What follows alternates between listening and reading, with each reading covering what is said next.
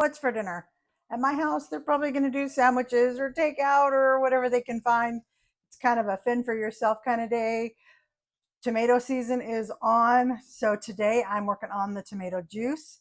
Um, we do it, I do mine in a pressure pot.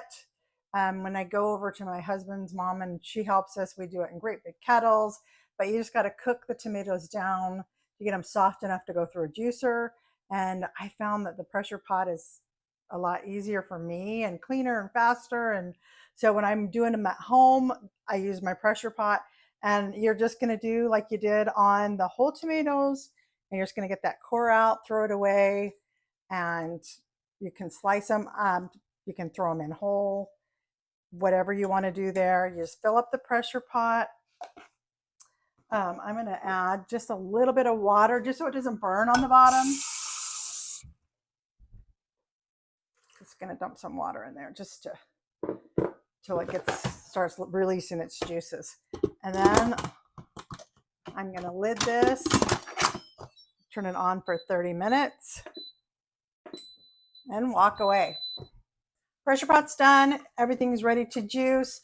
I've got my, we do 2-quart jars on the juice. They're a little harder to find, but if you watch your Facebook or your thrift stores, you'll run into them occasionally. So we just kind of watch for those and put our juice in the big ones. I'm going to put the salt and the lemon in. So I'm going to do, since there's 2 quarts, I'm going to do a whole teaspoon of salt and 2 tablespoons of lemon. And I've got my little machine hooked up here. It's just a hand crank. And I just take the tomatoes out of the pressure pot and you pour them in. And it kind of strains the pulp into it's coming out here as you twist it. And it's going to kind of separate it a little bit, if that makes sense. And they have bigger machines of these. When we're just doing a 20 or 30 pounds, we just kind of get the little one out. If we were going and doing a ton, we'd get our bigger machine out. So, and it is very messy. No question about that. So you're going to run everything through. I always run this through twice because you get a lot of the juice coming both ways.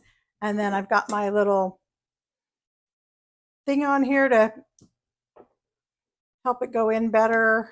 And I'm just going to fill this full of the juice out of here. When you're done getting it full, make sure you wipe your rim before you put your lid on. Make sure you get it nice and clean so you get a good seal. These are going to be water bath, 45 minutes. You just put them in your water bath up to the covered, and 45 minutes later, make sure the lid seals.